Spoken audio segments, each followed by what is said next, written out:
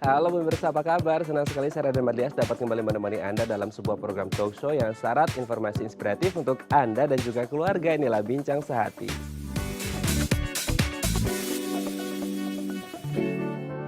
Ya pemirsa, tidur menjadi salah satu kegiatan atau rutinitas dalam kehidupan kita yang sangat penting bagi faktor kesehatan tubuh kita. Kenapa? Karena mungkin seharian setelah capek kerja di kantor atau ngurus rumah tangga gitu ya untuk ibu-ibu, ini kemudian kita malam hari butuh tidur untuk apa? Regenerasi sel dalam tubuh untuk mensupport kesehatan tubuh kita. Oleh karenanya tidur ini menjadi bagian yang sangat penting bagi kesehatan tubuh.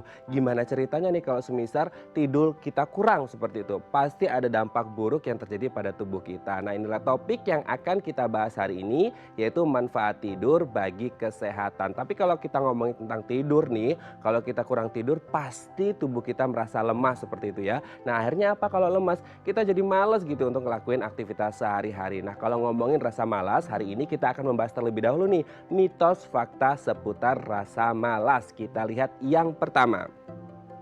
Mitos fakta yang pertama seputar rasa malas adalah malas itu salah satu bentuk self sabotage. Nah, mungkin kalau kita berbicara rasa malas itu ya kita tidak bisa menjudge seseorang sih. Tapi kalau kita berbicara rasa malas itu ada kata-kata istilah self sabotage seperti itu. Mungkin karena merasa self esteemnya rendah, terus kemudian takut gagal gitu untuk melakukan pekerjaan atau tugas yang diberikan kepadanya. Akhirnya dia takut nih untuk mengalami kegagalan, tidak berhasil, dicap gagal, dicap tidak sukses seperti itu. Akhirnya mereka tidak mau mencoba. Nah, inilah mungkin mitos atau fakta yang pertama seputar rasa malas. Kita lihat mitos fakta yang kedua. Malas identik dengan depresi. Nah, mungkin ini agak sedikit berbeda ya depresi sama malas gitu kalau menurut pendapat pribadi saya. Kalau berbicara tentang depresi adalah orang-orang yang kurang motivasi seperti itu atau demotivasi sehingga akhirnya apa? Tugasnya terbengkalai. Kalau depresi itu menurut saya adalah sebenarnya dia mau melakukan itu tapi dia tidak bisa seperti itu karena kurang semangat. Tapi kalau rasa malas sebenarnya dia bisa melakukannya tapi kayak menghindari gitu, tidak mau melakukan pekerjaan itu. Jadi mungkin agak beda tipis antara depresi dan juga malas. Oke, kita lanjut ke mitos fakta yang ketiga. Malas dapat menular. Nah, ini sebenarnya sih saya nggak tahu apakah kemudian rasa malas ini memang benar-benar bisa menular atau tidak. Tapi saya pernah baca ada namanya teori konformitas seperti itu. Di mana kita akan meniru hal yang dilakukan oleh orang-orang yang ada di komunitas kita. Semisal nih, kita punya teman-teman satu kelas punya PR gitu harus dikerjakan dalam waktu 1 minggu. Ternyata dalam hari ketiga, keempat, kelima gitu ya. Teman-teman kita itu masih nyantai belum ngerjain tugas padahal kita udah diburu deadline untuk ngerjain PR. Akhirnya apa? Kita juga melakukan hal yang sama teman-teman kita santai belum ngerjain tugas. Nah, ini disebut dengan teori konformitas. Tapi apakah benar rasa malas itu menular? Nanti kita bahas ya. Oke, kita lanjut ke mitos fakta yang keempat. Malas adalah hal negatif. Tidak melulu malas itu negatif ya. Karena kita lihat banyak sekali hal-hal di luar sana yang mungkin orang lagi malas ngetik pakai mesin tik nih. Akhirnya kepikiran yang lebih simpel apa ya? Nah, ketemulah komputer gitu. Nah, komputer kayaknya nggak bisa dibawa kemana-mana nih, malas untuk bawanya berat. Akhirnya muncullah laptop seperti itu. Ada juga pernah ada sejarah namanya mesin uap otomatis itu terlahir gara-gara orang malas nih nungguin mesin uap air yang konvensional seperti itu. Jadi malas tidak harus selalu negatif. Tapi apakah benar malas selalu negatif? Nanti kita bahas di segmen selanjutnya. Yang terakhir, kita mitos faktanya adalah kemungkinan adanya gen malas. Nah, ini secara psikologis otak dan tubuh kita itu akan menerima respon positif ketika ada sesuatu kebahagiaan yang muncul dalam tubuh kita. Ada namanya dopamin seperti itu. Nah, ada namanya apa ya, teori couch potato gen gitu. Jadi ketika kita satu keluarga dihadapkan dengan aktivitas yang positif, olahraga seperti itu, otomatis keturunan kita juga akan mengikuti. Tapi kalau ada salah satu habit dalam keluarga kita tidak mau berolahraga, maka akan menurun seperti itu. Nah, apakah kemudian rasa malas ini juga menjadi bagian dari gen? Dan kelima hal tadi adalah fakta atau mitos belaka. Nanti kita akan membahasnya, tetap bersama kami di Bincang Sehati.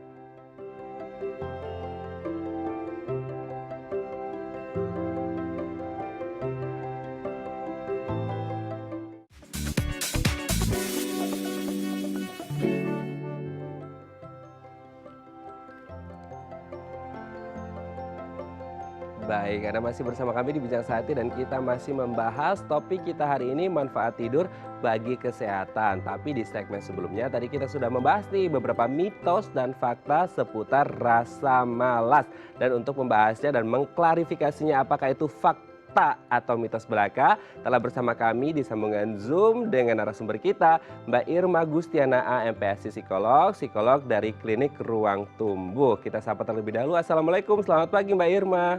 Waalaikumsalam, selamat pagi Mas Raden. Apa kabar ini Mbak Irma?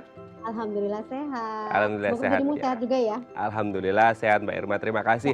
Mbak Irma, hari ini kita akan membahas beberapa mitos atau fakta seputar rasa malas nih Mbak Irma.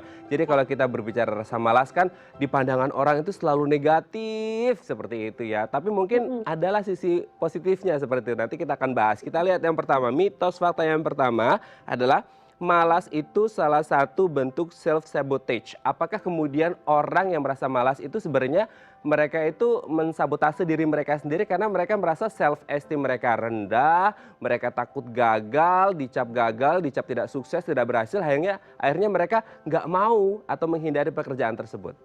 Ya. Oke, jadi kalau mitos atau fakta itu adalah sebuah fakta ya Mas Raden ya. Karena memang kalau self sabotage itu kan sebenarnya seseorang secara sadar memilih. Jadi dia memilih untuk menghindari pekerjaan-pekerjaan tertentu, biasanya juga menunda-nunda atau dia berdiam diri saja. Nah, ini juga seperti tadi Mas Raden bilang, kebanyakan dari mereka memang memiliki self esteem yang rendah dan biasanya sih memiliki kepercayaan diri yang rendah dan juga kekhawatiran kalau apa yang sudah dia kerjakan itu nantinya mengalami kegagalan. Sehingga daripada dia gagal, ya dia memilih untuk tidak mengerjakan, begitu. Jadi ini adalah sebuah fakta ya Mas Raden ya. Oke, fakta ya berarti ya. Oke, kita lanjut ke mitos fakta yang selanjutnya Mbak Irma. Ya. Mitos fakta, malas identik dengan depresi. Nah, apakah kemudian depresi dan malas itu sama, Mbak? Kalau menurut saya pernah baca-baca sih, maksudnya kayak kalau depresi itu orang terdemotivasi gitu, kurang termotivasi untuk melakukan sesuatu hingga akhirnya bukannya nggak mau gitu, bukannya malas, tapi sebenarnya dia mau, tapi dia nggak bisa karena mungkin kurang semangatnya didemotivasi. Tapi kalau orang malas itu sebenarnya dia mampu loh gitu, tapi dia menghindari gitu. Benar atau nggak seperti itu? Ya, jadi itu adalah sebuah mitos ya kalau depresi itu equals dengan malas gitu ya. Jadi memang kalau kita bicara dari ranah klinik gitu ya, klinis gitu. Jadi kalau mereka yang depresi itu kan terjadi kekacauan dalam berpikir. Sebetulnya mereka memiliki keinginan lebih untuk mengerjakan, tetapi karena ada kekacauan dalam berpikir ya itu membuat mereka menjadi bingung harus bagaimana gitu, harus mulai dari mana. Nah, akibatnya memang menjadi demotivasi. Jadi kehilangan minat, kehilangan selera, ya keinginan untuk bisa mencapai prestasi atau pekerjaan yang terbaik yang bisa dia lakukan. Nah, sementara kalau mereka yang malas itu karena memang secara sadar, Mas Raden. Jadi dianya sendiri nggak mau ngerjain atau menunda-nunda atau memang ya udah entar-entar aja begitu. Jadi memang ini adalah sebuah mitos ya kalau misalnya disamakan antara depresi dengan kemalasan. Jadi begitu Mas Raden. Oke, berarti ini mitos seperti itu ya. Depresi Iya. tidak sama dengan malas, malas juga tidak bisa disamakan dengan depresi. Beda seperti itu ya definisinya. Betul. Oke, kita lanjut ke mitos fakta selanjutnya. Mitos atau fakta, malas dapat menular. Nah ini saya juga bukan psikolog tapi saya pernah baca gitu Mbak Irma, bahwasanya ada namanya teori konformitas, di mana kita bisa meniru hal-hal yang dilakukan oleh orang-orang yang ada di komunitas yang sama seperti itu. Apakah kemudian malas itu benar-benar bisa menular atau bukan seperti itu?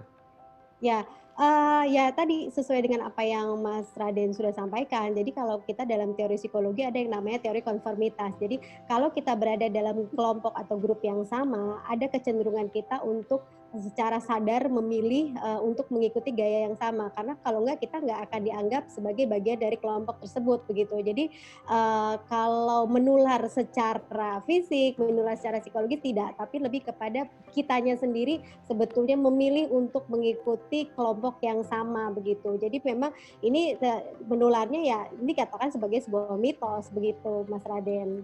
Oke, berarti mitos ya, bukan menular seperti itu, tapi lebih kepada Betul. social judgment dari orang-orang di Ya, sekitar kita gitu social ya. adjustment, social pressure, kalau Iya. kamu nggak ngikutin kita lo nggak asik gitu kan.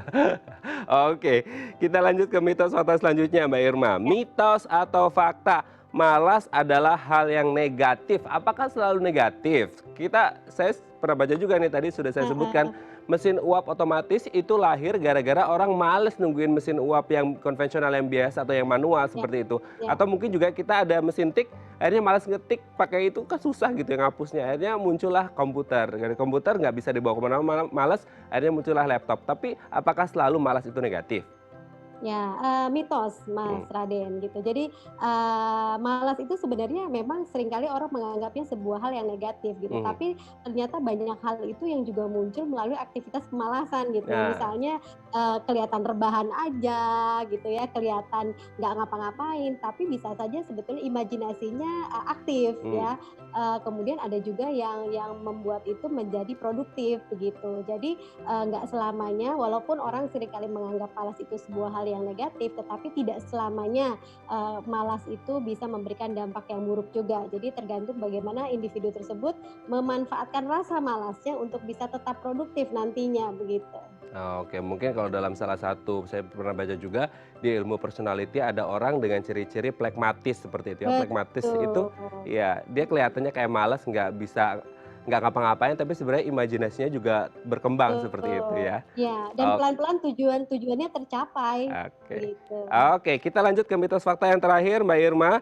Nah ini Ya, nih, kemungkinan adanya gen malas dalam keluarga tersebut. Aduh itu benar mhm. atau enggak ya? Iya, jadi bisa dikatakan sebenarnya sebuah fakta ya. Mhm. Jadi kalau kita bicara secara genetik itu kan, apa yang terjadi dalam tubuh kita ini terkait dengan kebiasaan-kebiasaan apa saja yang kita lakukan.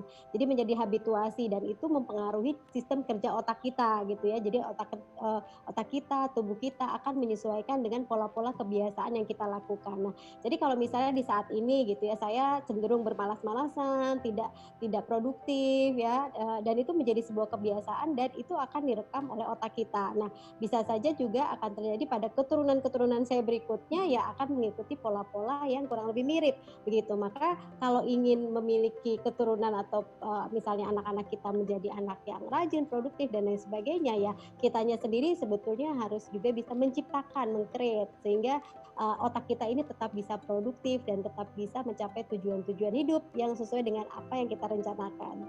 Oke, tapi sebenarnya kalau kita berbicara dari sisi psikologisnya nih Mbak Irma, kalau dalam Mhm, keluarga dididik dengan satu habit tertentu dan mungkin itu habitnya negatif juga ini akan mhm. berlanjut terus nggak sih Mbak Irma untuk kemudian Iya, ke generasi-generasi betul. selanjutnya? Betul betul betul. Karena itu kan adalah pola kebiasaan ya, dan pola kebiasaan ini kan juga akan, bisa, diimitasi, kemudian, ada mirroring-nya. Jadi dia melihat, merasakan, kemudian mengalaminya sendiri, dan itu juga bisa menjadi sebuah penghayatan pada diri individu. Nah, kemudian secara personality dan secara psikologis pun ya itu bisa dia dia lakukan kepada generasi dia yang berikutnya.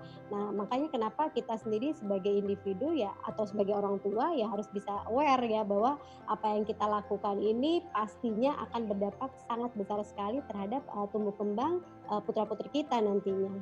Begitu Mas Raden. Oke, berarti intinya adalah ini peran dan PR dari orang tua untuk mendidik anak-anaknya supaya mendapatkan asupan yang positif seperti itu ya. Betul Ketika betul. inputnya positif, outputnya juga positif. Apalagi kita di zaman seperti ini ekstra kerja keras sekali gitu ya orang tua untuk mendidik anaknya. Baik, terima Betul. kasih Mbak Irma sudah berbagi bersama kami Sama-sama Mas menjawab tentang ini Raden. mitos atau fakta seputar rasa malas. Sehat-sehat terus, salam untuk keluarga. Terima kasih. Assalamualaikum.